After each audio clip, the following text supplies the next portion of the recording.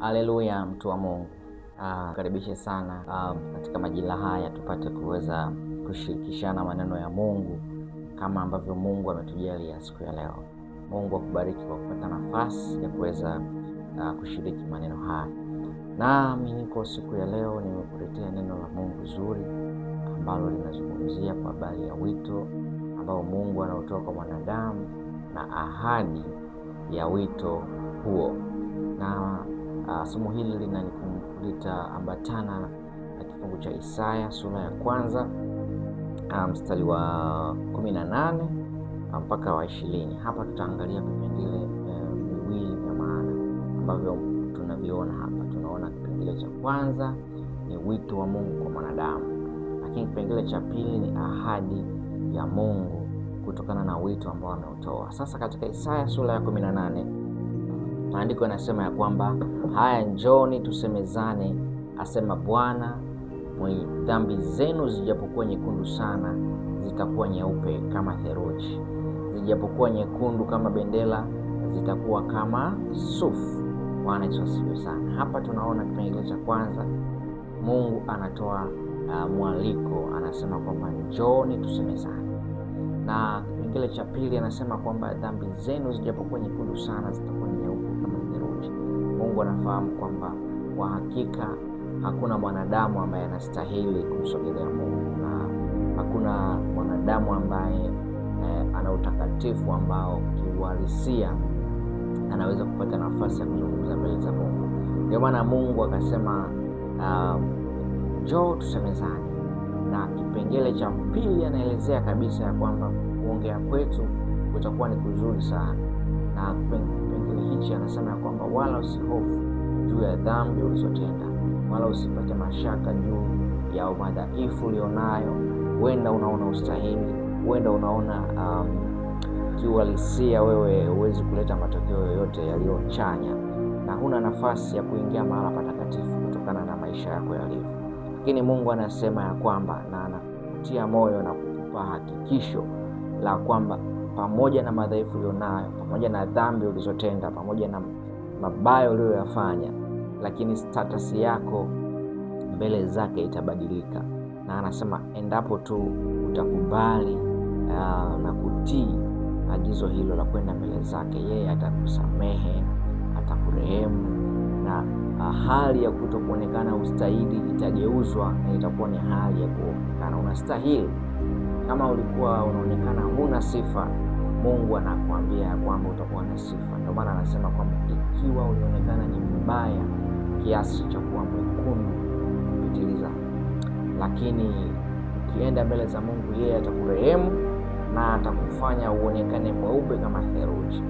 Na mstari wa 19 anasema kama mkikubali na kutii, mtakula mema ya nchi. Kwa hiyo ikiwa tutakubali kwenda mbele za Mungu, tutakubali kuzungumza na Mungu, tutakubali kuomba rehema mbele za Mungu, tubu na kukubali kutembea na Mungu, yeye hataangalia mambo ya nyuma, atatusamehe, ataturehemu. Na ahadi yake ya kwanza anasema kwamba mtakula mema ya nchi.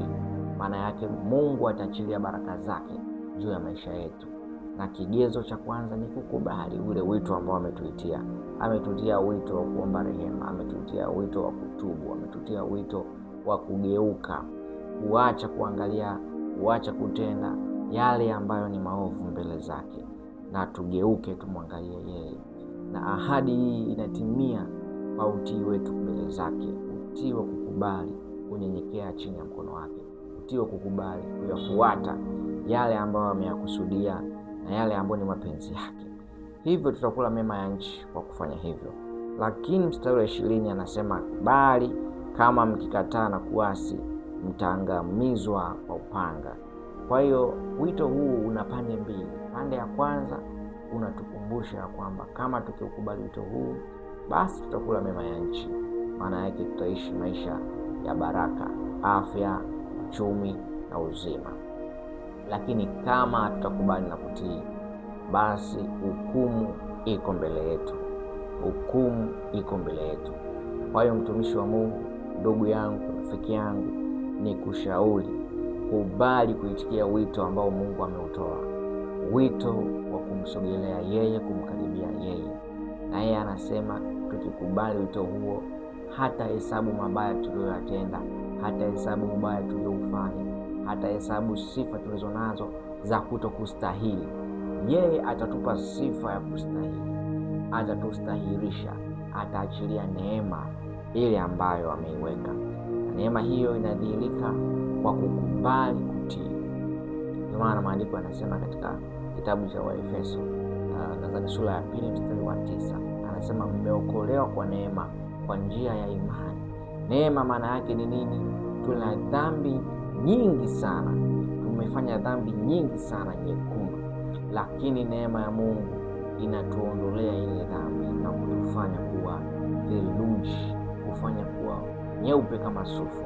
Na maandiko yanasema kwa njia ya imani. Sasa imani ni kutii, imani inaambatana na kutii, kukubaliana na ule wito. Mungu akubariki sana.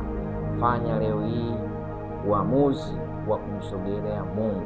Zungumza na Mungu wako, mwambie Mungu achilie neema katika maisha yako, na ameahidi ya kwamba ikiwa utaomba neema, ikiwa utamgeukia, ikiwa utamsogelea na kumfuata, yeye atakukaribia. Ndio maana anasema mkaribieni Mungu naye atawakaribia ninyi.